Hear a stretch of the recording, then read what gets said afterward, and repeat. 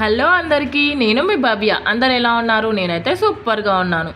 ఈరోజైతే ములక్కాడ టమాటా చేస్తున్నాను. దానికోసం అయితే ఒక ప్యాన్ పెట్టుకొని two to 3 table spoons oil అయితే వేసుకోవాలండి.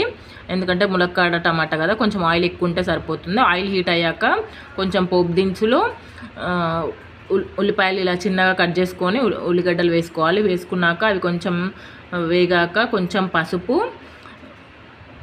పసుపు అండ్ కొంచెం కరివేపాకు కూడా వేసుకొని ఒకసారి అంతా కలిసేటట్టు కలుపుకొని కాసేపు వేయించుకోవాలి.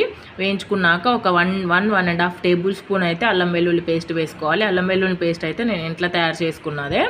అల్లం వెల్లుల్లి పేస్ట్ వేసుకొని పచ్చివాసన పోయినాక మంచిగా కలుపుకోవాలి. కలుపుకున్నాక ఒక 4-5 టమాటోస్ తీసుకొని ఇలా చిన్నగా కట్ చేసుకొని వేసుకోవాలన్నమాట. గ్రైండ్ పట్టన అవసరం ఏమి ఉండదు, జస్ట్ టమాటాలు మగ్గిపోతాయి ఈజీగా.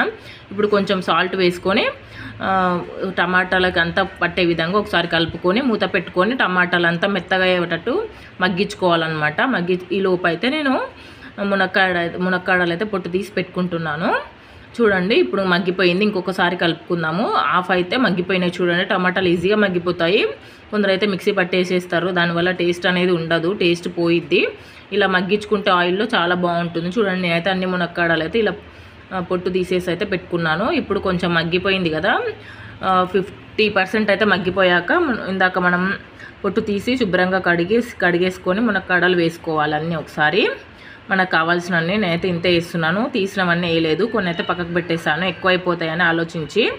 వేసుకొని ఒకసారి మునక్కాడలు టమాటా అంతా కలిసే విధంగా కలుపుకొని క్యాప్ పెట్టేసుకొని మగ్గనిచ్చుకోవాలన్నమాట. అంతా ఫ్లేవర్ అంతా మునక్కాయలు అంతా మగ్గిపోవాలి కదా, మంచిగా టైం పడుతుంది కదా మునక్కాయలు మగ్గాలంటే. మళ్ళీ ఒకసారి మూత తీసి చూసుకుందాము. చూడండి, ఒక 50% అయితే మునక్కాయలు అయితే మగ్గిపోయాయి. ఒకసారి అయితే మంచిగా ఇలా కలుపుకుందాము.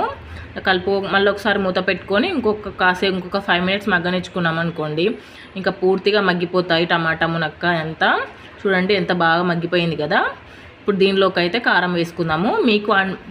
మీ కారం తగ్గట్టు వేసుకోండి. మా కారం అయితే ఎక్కువ కారం లేదు కాబట్టి నేనైతే 2 టేబుల్ స్పూన్స్ అయితే వేస్తున్నాను. కారం తక్కువగా ఉంది ఇది, అందుకని ఎక్కువగా వేస్తున్నాను. కారం కూడా వేసుకొని ఒకసారి కలుపుకొని మూత పెట్టుకొని కారం అంతా ముక్కలకు పట్టే విధంగా కలుపుకొని మూత పెట్టేసుకోవాలి. చూడండి, ముక్కలకు మంచిగా కారం పట్టింది. దీనిలోకి మన క్వాంటిటీకి తగ్గట్టు కొంచెం గ్రేవీలా ఉండాలనుకుంటే గ్రేవీగా, మరి గట్టిగా ఉండాలనుకుంటే అలా కొంచెం వాటర్ వేసుకోవాలి.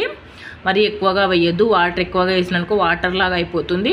నాకైతే ఈ క్వాంటిటీ అయితే వాటర్ అయితే సరిపోయింది. మూత పెట్టుకొని ఒక 2 నిమిషాలు బాగా మగ్గనిచ్చుకున్నామని. చూడండి, మంచిగా ఇట్లా ఉడుకుతుంది కదా, ఆయిల్ పైకి తేలింది చూడండి. ఇప్పుడైతే మళ్ళీ ఒకసారి కలుపుకుందాము. చూడండి, కర్రీ అయితే ఒక 2 మినిట్స్లోనే మా దగ్గర పడిపోయింది, చూస్తున్నారు కదా వీడియోలో.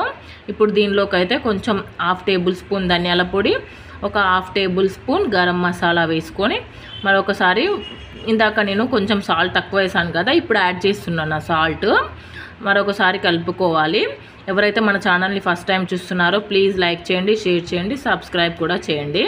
అండ్ లాస్ట్లో కొంచెం కొత్తిమీర వేసుకొని సర్వ్ చేసుకుంటే సూపర్గా రైస్లోకైనా రోటీస్లోకైనా చాలా బాగుంటుంది. ఒకసారి అయితే తప్పకుండా ట్రై చేయండి. అలాగే ట్రై చేసి ఎలా వచ్చిందో కామెంట్ సెక్షన్లో కామెంట్ చేయడం మాత్రం మర్చిపోకండి. కొత్తగా ఎవరైనా మన ఛానల్ని చూస్తున్నారైతే ప్లీజ్ సబ్స్క్రైబ్ చేయండి. మీకు ఎలా వచ్చిందో కర్రీ ట్రై చేస్తే కామెంట్ చేయడం మాత్రం మర్చిపోకండి.